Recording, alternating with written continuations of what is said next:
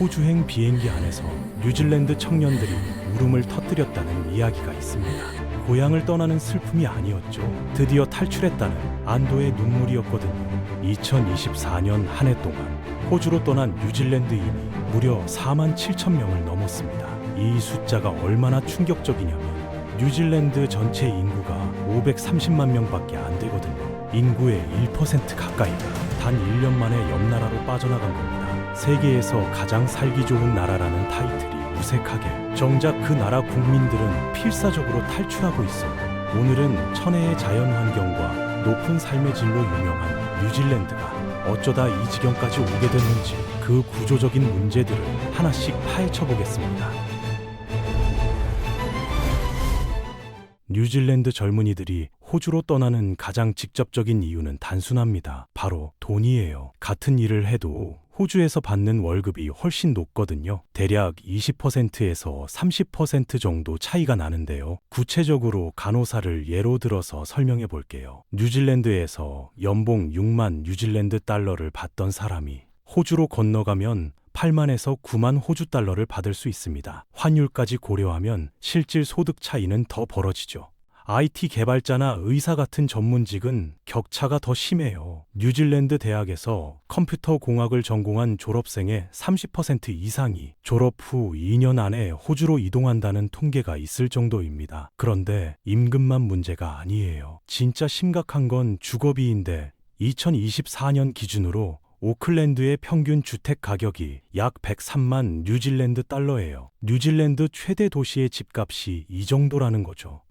이게 평균 가구 소득의 6배에서 7배에 달하는 금액이거든요. 쉽게 말해서 한 가정이 벌어들이는 돈을 한 푼도 안 쓰고 모아도 집 한 채 사려면 7년이 걸린다는 뜻입니다. 현실적으로 생활비 쓰면서 저축하면 20년, 30년은 좋게 걸리는 거죠. 젊은 세대 입장에서 내 집 마련이 사실상 불가능한 꿈이 돼버린 겁니다. 이게 단순히 집값이 비싸다는 문제로 끝나지 않아요. 월세도 만만치 않거든요. 오클랜드에서 방 2개짜리 아파트 월세가 평균 2,500에서 3,000 뉴질랜드 달러 수준입니다. 젊은 직장인 월급의 절반 이상이 집세로 나가는 거예요. 남는 돈으로 저축해서 언제 집을 사겠어요. 그냥 한 달 버티는 거죠.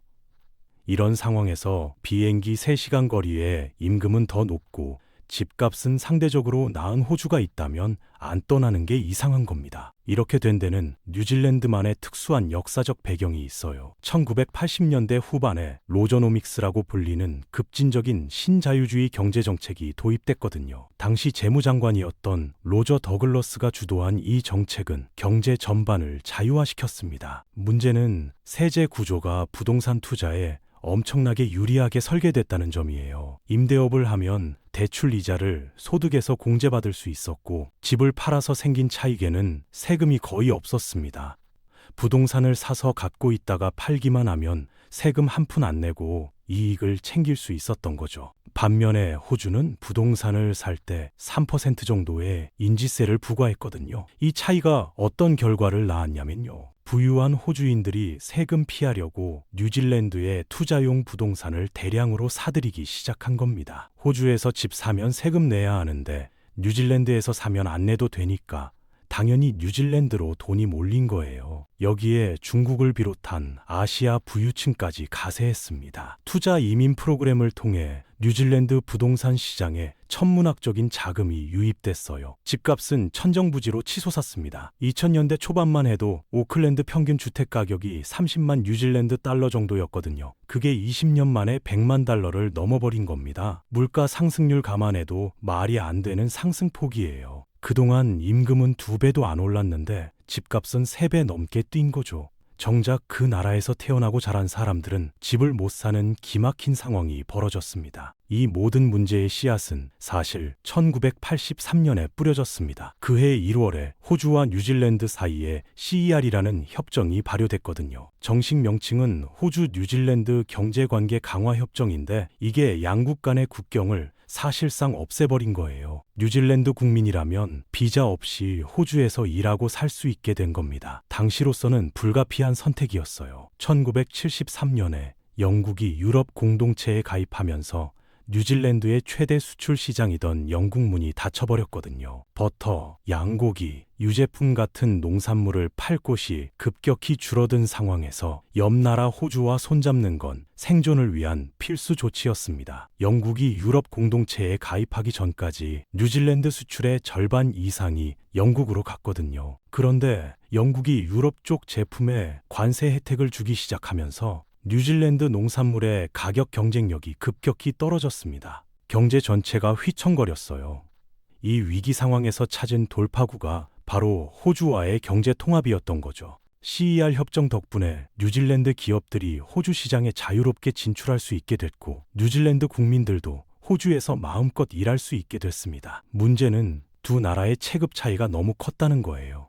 호주 인구가 2,600만 명으로 뉴질랜드의 5배나 됩니다. 시드니나 멜버른 같은 대도시는 각각 인구가 500만 명을 넘어요. 오클랜드 전체 인구가 160만 명 정도인 걸 생각하면 비교 자체가 안 되죠. 게다가 호주는 철광석, 석탄, 천연가스 같은 지하 자원도 풍부해서 광업을 기반으로 고임금 일자리가 넘쳐났습니다. 국경이 열리자마자 인재가 한쪽 방향으로만 흐르기 시작한 건 어찌 보면 당연한 결과였어요. 뉴질랜드의 지리적 조건도 발목을 잡았습니다. 남태평양 한가운데 덩그러니 떨어져 있는 섬나라라서 어디를 가든 멀어요. 호주까지 거리가 2,000km가 넘고 다른 주요 시장과는 수천 킬로미터씩 떨어져 있죠. 이런 고립된 위치 때문에 제조업이 발전하기가 근본적으로 어려웠습니다. 공장을 지어도 물류비가 너무 많이 들어서 가격 경쟁력이 안 나오거든요. 뉴질랜드에서 만든 제품을 다른 나라에 팔려면 배로 며칠씩 실어 날라야 하는데 그 비용이 제품 가격에 다 반영되니까 경쟁이 안 되는 거예요. 인구가 530만 밖에 안 되니까 내수 시장도 너무 작았습니다. 규모의 경제를 달성할 수가 없었어요. 자동차 공장을 짓는다고 해도 530만 명한테 차를 얼마나 팔겠어요. 대량 생산으로 단가를 낮추는 게 불가능한 거죠. 제조업이 뿌리를 내릴 수가 없었던 겁니다. 그래서 뉴질랜드 경제는 자연스럽게 농업과 관광업, 그리고 부동산업에 의존하게 됐어요. 특히 부동산 관련 산업이 경제의 절반 가까이를 차지하는 기형적인 구조가 만들어졌습니다. 새로운 가치를 창출하는 산업 대신 땅값과 집값이 오르는 걸로 경제가 돌아가는 나라가 된 거죠. 이런 구조에서는 자산을 가진 기성세대는 점점 부유해지고 자산이 없는 젊은 세대는 아무리 열심히 일해도 격차를 좁힐 수 없습니다. 부모가 집을 여러 채 갖고 있으면 자식도 잘 살고 부모가 무산자면 자식도 무산자인 거예요. 계층 이동이 막혀버린 사회가 된 겁니다. 젊은 인재들의 탈출이 가속화되면서 뉴질랜드 사회 전반에 심각한 균열이 생기기 시작했습니다. 2024년 호주로 떠난 7,300명 중에서 85%가 뉴질랜드 시민권자였어요. 18세에서 30세 사이 젊은 층이 전체 출국자의 38%를 차지했고요. 이 숫자가 의미하는 바가 뭐냐면 가장 생산적이고 역동적인 연령대가 대거 빠져나가고 있다는 겁니다. 의료, 교육, IT, 금융 할 것 없이 모든 전문직 분야에서 인재 유출이 일어났어요. 특히 고급 인력 유출이 심각합니다. 뉴질랜드 정부가 세금으로 대학 교육을 지원해서 전문 인력을 키워놨더니 그 인력이 졸업하자마자 호주로 떠나버리는 거예요. 교육비는 뉴질랜드가 되고 그 열매는 호주가 가져가는 꼴이죠. 이건 단순히 인구가 줄어드는 것 이상의 문제입니다. 국가 경쟁력의 핵심인 인적 자본이 유출되는 거거든요. 기업들도 고급 인력을 구하기가 점점 어려워지면서 투자를 꺼리게 됐어요. 그러면 좋은 일자리가 더 줄어들어서 더 많은 사람이 떠나는 악순환이 반복됩니다. 가장 심각한 타격을 입은 분야가 의료계입니다. 오클랜드 대학교 의대 졸업생의 절반 이상이 졸업 후 호주로 떠난다는 이야기가 있을 정도예요. 뉴질랜드에서 힘들게 의사 면허를 땄는데 호주 가면 같은 자격으로 더 많은 돈을 벌 수 있으니까 안 갈 이유가 없는 거죠. 경험 많은 의사와 간호사들이 빠져나가면서 뉴질랜드 의료 서비스 품질이 급격히 나빠졌습니다. 오클랜드 시립병원 응급실의 평균 대기 시간이 6시간을 넘어섰어요. 긴급하지 않은 수술은 예약해도 18개월이나 기다려야 합니다. 아파도 병원에 못 가는 나라, 선진국 맞냐는 소리가 나올 만하죠. 뉴질랜드 전체적으로 필요한 간호사 수가 5만 명인데요. 실제 근무하는 간호사는 4만 2천 명에 불과합니다. 8,000명이 부족한 상태예요. 정부에서 필리핀과 인도에서 간호사를 대거 영입했는데 이게 또 다른 문제를 만들어냈습니다. 이렇게 들어온 외국인 간호사들 중 상당수가 몇 년 일하다가 더 나은 조건을 찾아서 호주로 재이주해버리거든요. 학교도 마찬가지입니다. 경험 많은 교사들이 호주로 떠나면서 교육의 질이 떨어지고 있어요. 특히 수학, 과학 같은 전문 과목 교사 부족이 심각합니다. 시골 지역 학교는 교사를 구하지 못해서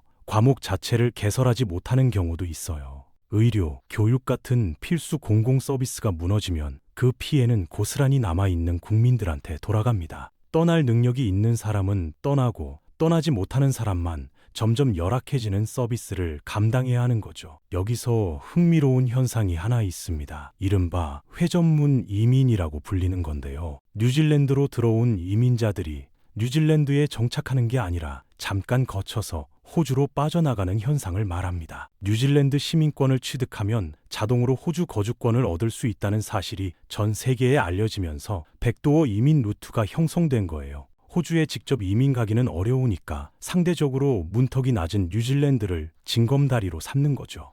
이게 어떻게 작동하냐면요. 일단 뉴질랜드 영주권을 받아서 들어옵니다. 뉴질랜드는 인력 부족 때문에 이민 문턱이 상대적으로 낮거든요. 그렇게 들어와서 몇 년 살면서 시민권 조건을 채우고 시민권을 따면 바로 호주로 떠나는 겁니다. CER 협정 덕분에 뉴질랜드 시민권자는 호주에서 비자 없이 일하고 살 수 있으니까요. 뉴질랜드 입장에서는 이민자를 받아서 교육시키고 훈련시켰더니 그 사람이 결국 호주 노동시장으로 넘어가 버리는 거예요. 2015년부터 2020년까지 5년 동안 무려 25만 명의 새로운 이민자가 뉴질랜드에 정착했습니다.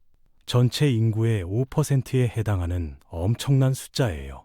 그런데 이 사람들 중 상당수가 시민권 따자마자 호주로 떠나버렸거든요. 2020년 코로나19 팬데믹으로 국경이 봉쇄됐을 때 문제가 터졌습니다. 갑자기 모든 곳에서 심각한 인력 부족이 나타난 거예요. 병원, 학교, 농장, 건설 현장 할 것 없이 사람이 없다는 아우성이었죠. 이게 바로 회전문 이민의 후폭풍이었습니다. 인력을 채우려고 이민자를 받아도 그 이민자가 결국 떠나버리니까 근본적인 해결이 안 되는 거예요. 뉴질랜드가 호주 노동시장의 인력 공급처 역할을 하게 된 거죠. 뉴질랜드에서 교육받고 훈련받은 인재를 호주가 그냥 가져가는 구조가 고착화됐어요. 뉴질랜드 정부 입장에서는 이민 정책으로 인구 감소를 막으려 해도 결국 호주한테 뺏기니까 답이 없는 상황인 겁니다. 젊은 세대가 빠져나가면 남는 건 고령층입니다. 뉴질랜드의 고령화는 역사상 유례없는 속도로 진행되고 있어요. 2010년에 65세 이상 인구 비율이 13%였는데 2025년 현재는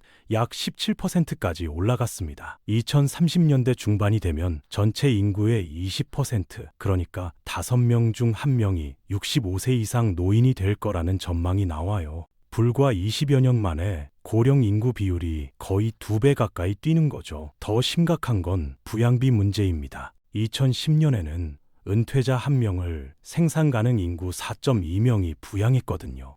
4명이 넘는 사람이 세금 내고 사회보험료 내서 은퇴자 1명을 먹여 살린 거예요. 그런데 2025년 현재는 생산 가능 인구 3.1명이 은퇴자 1명을 부양해야 하는 상황이 됐습니다. 젊은 세대가 떠나면서 세금 내고 사회보험료 낼 사람은 줄어드는데 연금 받고 의료 서비스 써야 하는 노인은 늘어나는 거죠. 사회보장 체계에 엄청난 압박이 가해지고 있어요. 아이러니하게도 젊은 뉴질랜드인이 호주로 떠나는 동안 다른 일이 벌어지고 있습니다. 부유한 호주 은퇴자들은 오히려 뉴질랜드로 들어오고 있거든요. 호주보다 생활비가 저렴하고 자연환경이 좋으니까 노후를 보내기에 매력적인 거예요. 호주 대도시의 혼잡함과 비싼 물가를 피해서 조용하고 아름다운 뉴질랜드에서 여생을 보내겠다는 거죠. 하지만 이 사람들은 일을 안 하고 소비만 하는 인구잖아요. 경제에 기여하기보다는 의료비와 복지 비용을 늘리는 존재들인 거죠. 결국 뉴질랜드는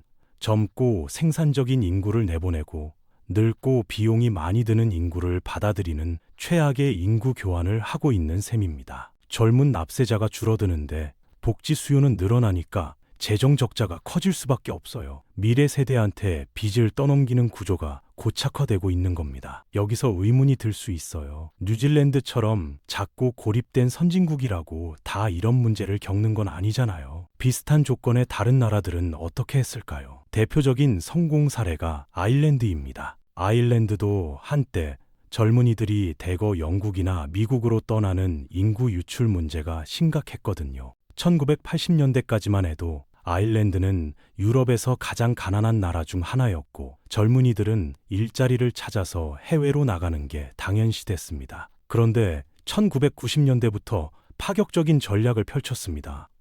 법인세를 12.5%로 확 낮춰버린 거예요. 당시 유럽 평균 법인세율이 30%가 넘었는데 아일랜드는 절반도 안 되는 세율을 제시한 겁니다. 이게 효과가 어마어마했습니다. 마이크로소프트, 구글, 페이스북, 애플 같은 글로벌 기술 대기업들이 유럽 본부를 아일랜드에 세우기 시작했거든요. 미국 기업들이 유럽에서 장사하려면 어차피 유럽에 법인을 둬야 하는데 세금 가장 적게 내는 아일랜드에 두는 게 합리적인 거죠. 고급 일자리가 쏟아지니까 젊은 아일랜드인들이 해외로 나갈 이유가 없어졌어요. 오히려 해외에 나가 있던 인재들이 고국으로 돌아오는 현상까지 나타났습니다. 더블린은 유럽의 실리콘밸리라고 불릴 정도로 기술 산업의 중심지가 됐고요. 현재 아일랜드의 1인당 GDP는 뉴질랜드보다 훨씬 높아요. 한때 유럽의 가난한 변방이었던 나라가 30년 만에 가장 부유한 나라 중 하나가 된 겁니다. 싱가포르는 또 다른 전략을 썼습니다. 동남아시아와 중국 사이의 전략적 위치를 활용해서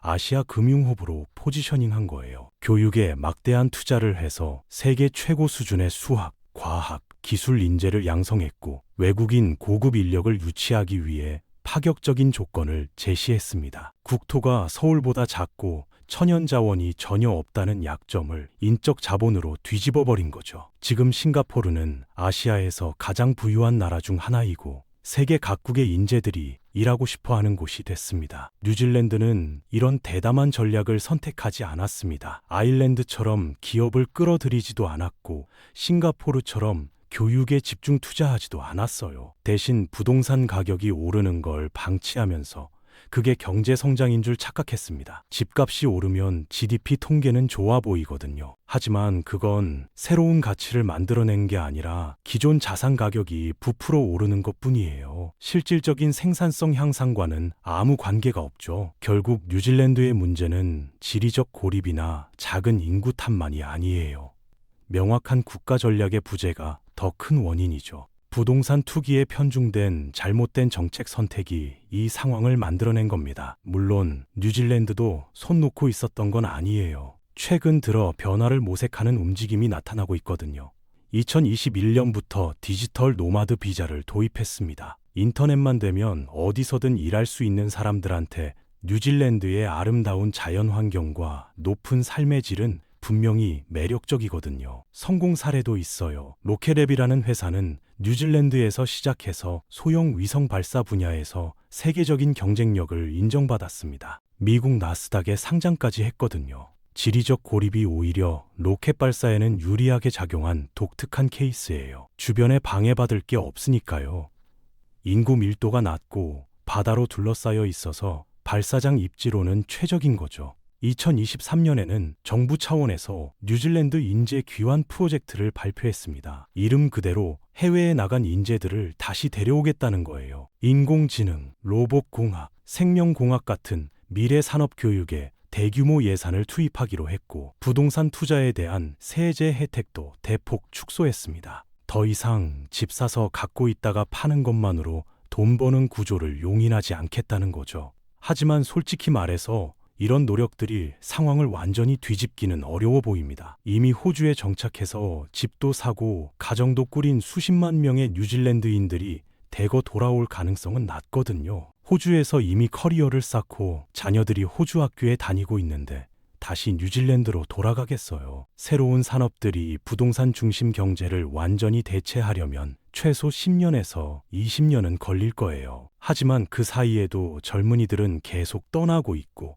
고령화는 멈추지 않습니다. 시간이 없는 거예요. 뉴질랜드 이야기를 하면서 자연스럽게 우리나라 상황이 떠오르는 분들이 많을 거예요. 실제로 한국이 처한 상황이 뉴질랜드와 놀라울 정도로 비슷하거든요. 세계에서 가장 빠른 수준의 고령화가 진행되고 있습니다. 갈수록 늘어나는 청년층의 해외 이주가 문제가 되고 있고 서울 집값에 짓눌린 젊은 세대가 내 집 마련을 포기하고 있어요. 부동산에 기형적으로 의존하는 경제 구조도 판박이에요. 한국의 합계 출산율은 0.7대로 세계 최저 수준입니다. 매년 수만 명의 젊은이들이 더 나은 기회를 찾아 해외로 떠나고 있어요. 뉴질랜드의 교훈은 명확합니다. 현재의 안정과 성공에 안주하는 순간 쇠퇴가 시작돼요.